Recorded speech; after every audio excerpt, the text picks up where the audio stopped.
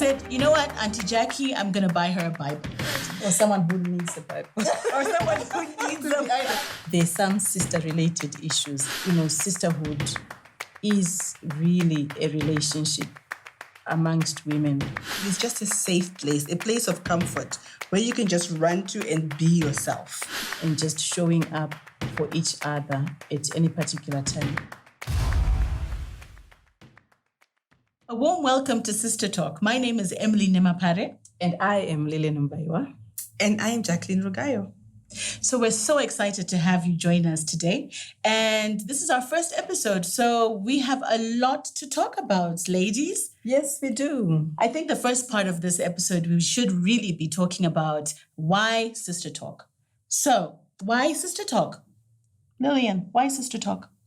Okay, so Sister Talk came about because as three sisters here, we are always getting together on weekends or holidays, or even during the course of the week, just to share so many different things and just to advise one another. And sometimes just to sit and just relax and exhale. Yeah. And we just thought how nice that would be to actually reach out to other sisters out there through our own experiences and just, sort of like build a sisterhood.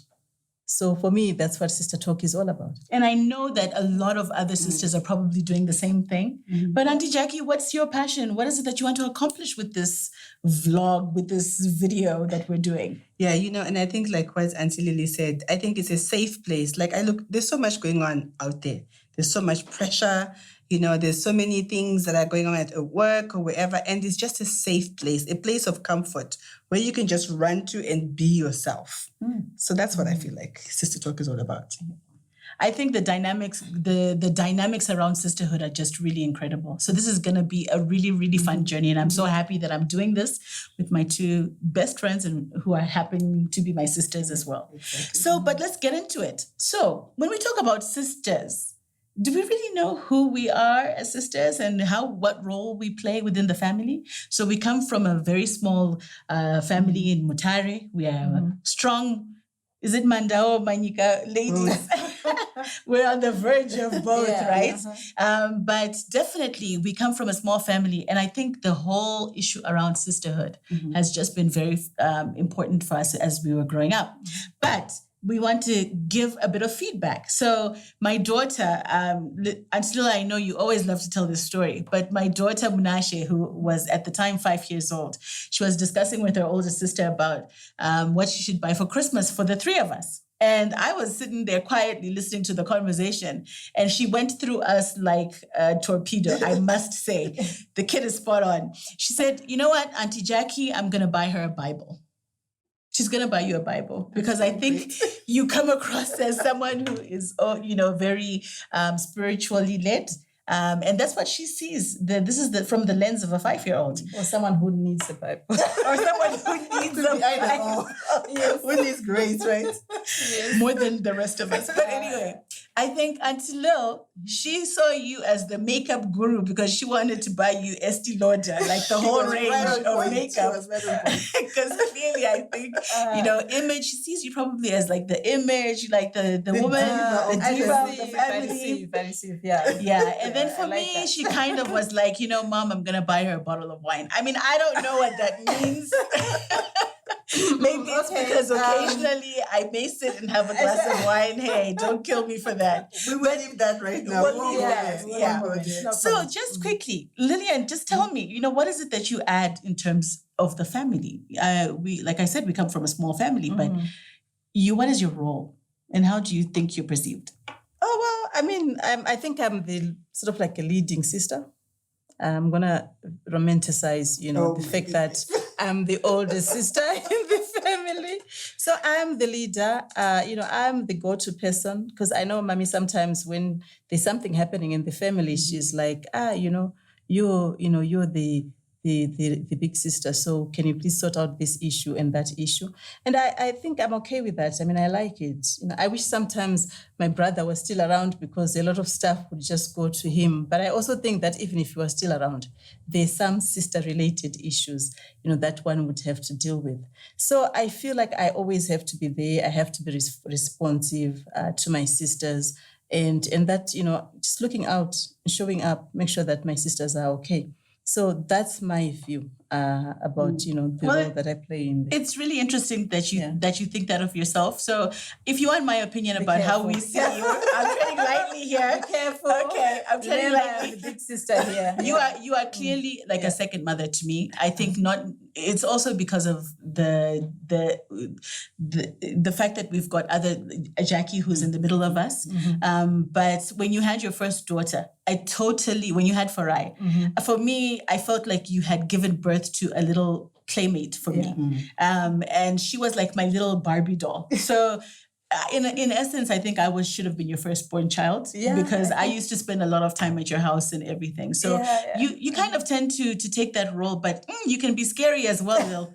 I mean, honestly, I don't want to be tampering with you. Supposed to, you have to maintain that respect. But sometimes I also want you to be a bit warm with me when I need you. Yes. Okay. And, sometimes you're like, "Grr!"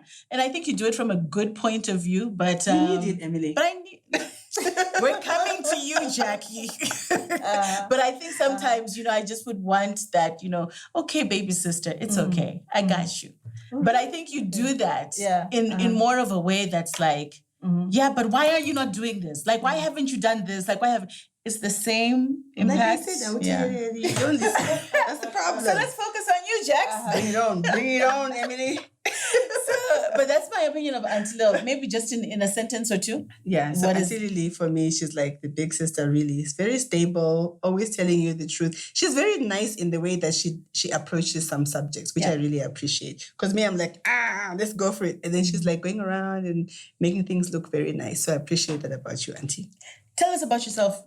Where do you see yourself? For me, I believe that I am the fixer. I like to fix things just naturally. I think it goes with my job as well, my area of work. So I like to get things tidied up and done. I don't like to see things loose. So I like to fix you all. I think for me, to be very honest with you, Auntie Jackie, you are totally the fixer. I mean, you come into any situation and you think of evacuations. You think of like, do you have enough food in the house? Let's go cook. How many times have we been told, do you have enough food? We need to make sure that your water supplies are okay. I think you've taken your job and you've put it into your family, and everything is sometimes a crisis for you. That's my opinion about Jackie. You should be prepared for anything. Oh gosh. Auntie Lil, what do you think about Jackie? I think Jackie is very, very caring. I mean, she and she's very, very. I think she shows up, not just to us as sisters, but I think to also our nieces and our nephews. And she doesn't let go. What is it? That animal, once it bites, it doesn't let go. That's Auntie Jackie. I mean, I can't. So she won't let go. Yeah. So that's really interesting. I think for me personally, I think I've gotten away with quite a bit being the last born in the family. But I really do want to see myself as that person who will push the boundaries a bit more, and to be there for my sisters as best as I can. But I am totally the fun person. I like to have fun, and I don't want to be serious all the time. Feisty is a word that I could give to you. Talk to me. Feisty. Yeah. Auntie Lil, in a word, what is it for me? Oh, I think you're energetic, you're creative, and you've taken that role very nicely, and you're entertaining. Yeah. So this is really interesting, but in our second segment, we're going to really get into the issues of sisterhood. Stay tuned. We'll be right back.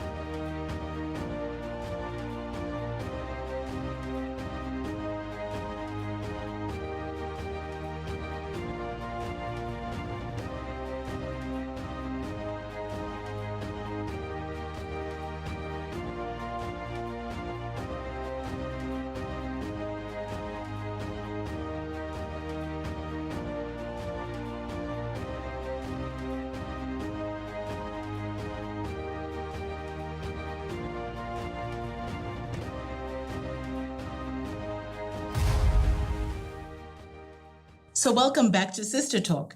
Now, we were discussing a very, very hot topic around sisterhood, and we had just shared about how we felt as sisters.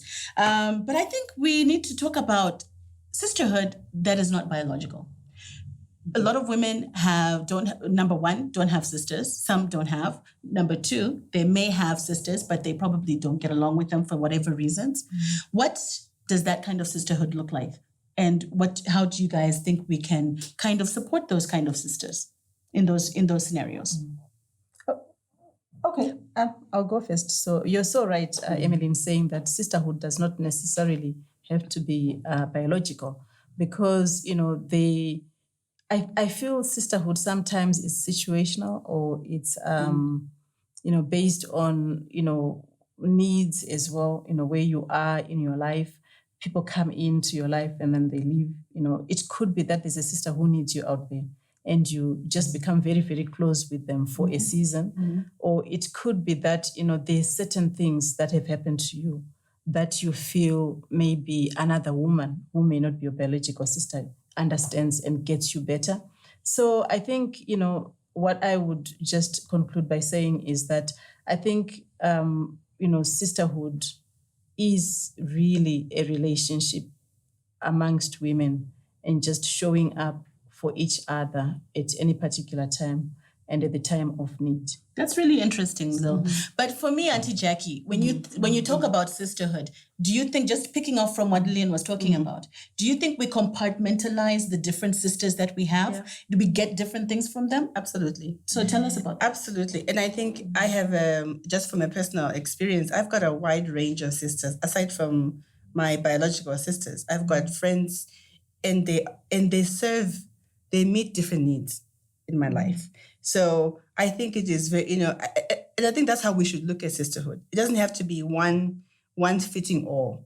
I think that avoids a lot of conflict as well, because we need to be able to understand how one person their gifting is benefiting me, and me vice versa as well. And not feel that is an area of contestation or jealousy around each other, because maybe you are my friend and Auntie Lily is also my friend, and how do I balance the two of them, or I have to treat them the same? We can look at people differently and still be good sisters to each other. So my question now becomes, we're talking about sisterhood like it is always rosy. But does sisterhood, in terms of friction and having that pushback from your sister, what do you think about that being from a healthy point of view? Because even if it is your sister friend who is not your biological sister, and you get that pushback, do we get into those relationships for different reasons? Sometimes you get a pushback here, but then you don't get from this sister here, and you feed off of that in terms of.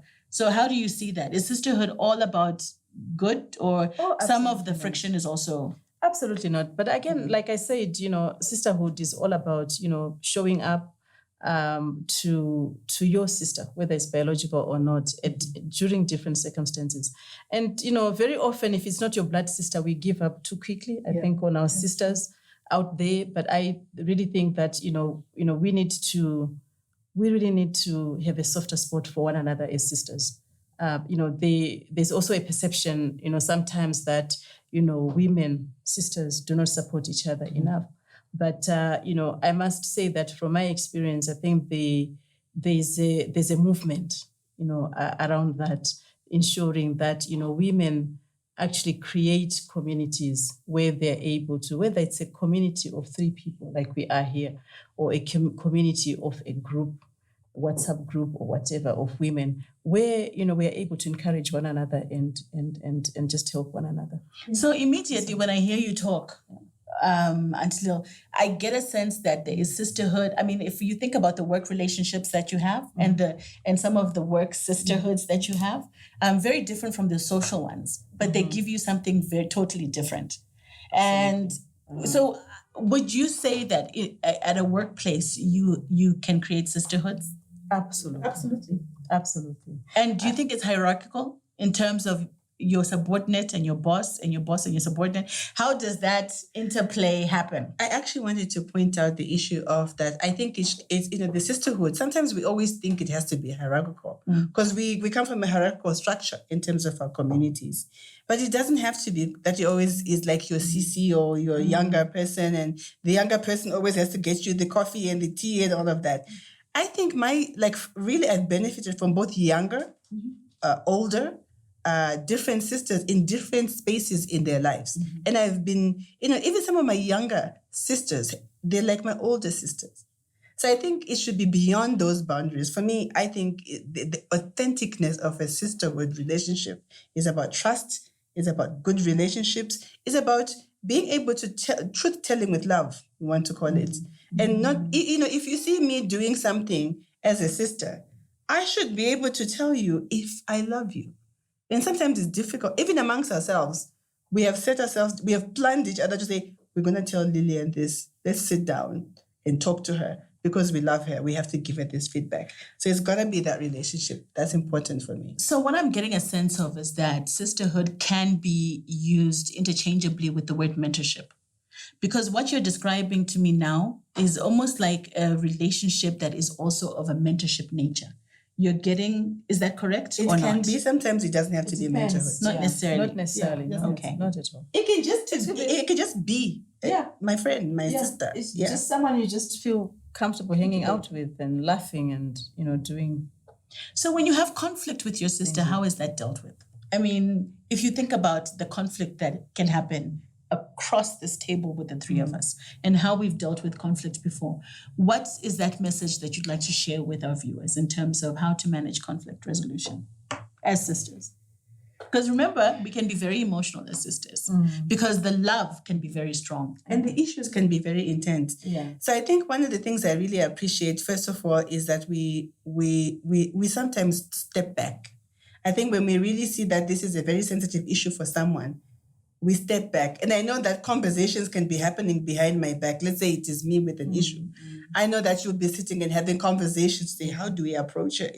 You go first or you go first. And then you use each other's strength to deal with the issues. But you don't let an issue get away. And I really appreciate that because sometimes I need someone to come and tell me, hey, you're going the wrong direction. Or, hey, you got to stop. So I think that authenticity of the feedback, for me, that is the most valuable thing for me. I think when I've received feedback from my sister girlfriends, I have really cherished when it has been hard, when it's been a hard conversation. Someone sits me down and says, you know what, Emily, this is not what you need to be doing. I really feel that it's a point of love, from a point of love that they're telling me and a point of construction. But do you think that all relationships are like that? Because I think sometimes you may have a couple of rascals out there who may not necessarily come from a point of love when they're giving criticism. And I've got a couple of scenarios of women who have gone through that. What kind of advice I think should we be giving them in terms of just how they manage that kind of sister relationship? Okay, look, I think I'm just generally an optimist. So I always feel that until such a time when someone proves that, they're not really out to look out for you, or that they're not really there for a positive purpose, I think I would just trust my sister and say that, look, if someone is coming to give me advice, in any case, with any advice, I think the most important thing is to just listen. Yeah. Without any, And pick out what is and just pick out what is important to you and what works for you. And it's funny how you talk about listening, Auntie Lil, because I think that famous quote that says, you listen to answer and you don't listen to... Exactly. What is it? You don't listen to learn or something like that. I've caught myself in so many scenarios doing the same thing. And it's almost like you're going against the grain when you have to, because, when someone is speaking or they're talking to you, your instinct, your intuition would want to respond to the things as they come up. But guys, it takes an effort. Hold that thought. Hold that thought, Lillian. We have to take a short break, and we will come back to the very point that you're talking about. But let's just say to the audience, we'll come back to you shortly. Thank you.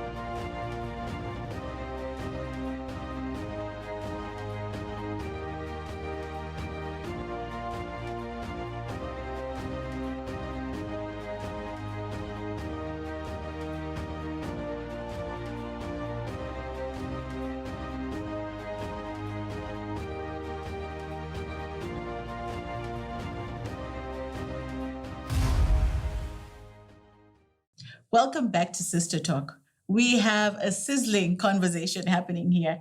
And I think, Lillian, you had a couple of comments around just the different relationships that sisters may have. But let me just push this a bit forward in terms of the conversation. So how have we seen other relationships shape how our perceptions are with regards to sisterhood? I mean, we grew up with mom, with her 2 sisters, with her 3 sisters. They were a family of 4 sisters. And I think for me, growing up, I always knew that, they had such a clique. When they gathered at home together, I mean, it was just like such a reunion. And even their children became a part of our wider family. So how do we see other sisterhoods, even friends or whatever you perceive, shape who we are today? Yeah, I think that's a very important point, because I feel as a mother that I'm constantly under, checking myself out to make sure that what I am imparting in my own kids is something that I believe in. For example, if you and I, like us 3 here, if we're not constantly in touch and we are not close as sisters, of course we'll fight. That's natural. Then our kids are going to look at us and they also will not have that sense of needing to be close to their sisters as they grow up. So if there's any message that I'm always constantly, sending to my kids is that, you need to stay together, you need to stick together. And not just as blood sisters, by the way, as cousins. As nieces, our nieces, and then our nephews, that, they must grow up. And it's up to us to make sure that they grow up with that value, that they need to grow up close. So taking that. We saw that in our parents. So taking that concept, Auntie Lil, I mean, I think if you think about it, when you grow up, are you closer to your mom's side or are you closer to your dad's side? Because fundamentally, this is exactly what we're talking about in terms of sisterhood. It's not like you're not close to your father's side, but there is some connection that is different on your mother's side. And people have spoken about it. I mean, I have always asked people about it, and everyone seems to think so. And it's coming out of what you're talking about. My daughter can come to you and just be like your own daughter. Not to say that they can't do that on their father's side, but I think there's a special connection that is nurtured on the sister side. And it depends, I think, in the relationship you've talked about. And normally that is the norm, that from your mother's sister, because of the sister relationship that they see developing. But also where things are not working. Yes, absolutely. Yes, but then I've also seen some families where the mothers were not good sisters to each other. And there is that difference. There is that difference. But what a loss, Auntie, because for me, I think the pivotal moments in my life have really been centered around how we've raised our children and how we've shared moments, even with our sister cousins on the other side of the family. So I feel really sad when I hear that or when I see those kind of relationships. And I think one of the from the last segment you talked about conflict and things like that. I think I can't help but to think about the issue of forgiveness. There's a lot of grace in maintaining any good relationship, and the same kind of grace we need for a sisterhood. Because there'll be things you would do that will really hurt me as my blood sister or as my friend. One of the friendships that I think we have all enjoyed was with this family. I think they were 2 sisters. They both of them passed away. They're now late. And they were so close. They were like the best. They were not only best friends, but they were also sisters. And when I think about sisterhood, I think about them as well. So I think about also Sister Lynette, Sister Lindiwe, when we were growing up a long time ago in Chikore Secondary School there. They were my big sisters. I think about them as sisters. One is black, one is white. And so for me, sisterhood is such there's a richness of relationships, because I think a bond of 2 is better than 1. So if we were to take adjectives and describe sisterhood in a nutshell as we wrap up the show, what would those adjectives be? Founded on what exactly? What is the definition of adjective? Okay, so let's just say we're describing Auntie Jackie. Let's break it down for you. I think sisterhood is a beautiful relationship. Based on trust, based on trust, honesty, love. Love. So And showing up. And showing up. That's very important because Yeah. you just need to show up for one another. No matter what. I think that's the most important thing, actually. Yeah. When you see someone showing up for you, like they've got your back, like the younger generation says, ride or die. Yes. I think you need to be my ride or die. Yeah. You know, and that Absolutely. is an evidence. Even of, in my weakest moment, don't leave me. Don't leave me. Just Walk walk with me. me. Walk with me. Yeah. Yeah.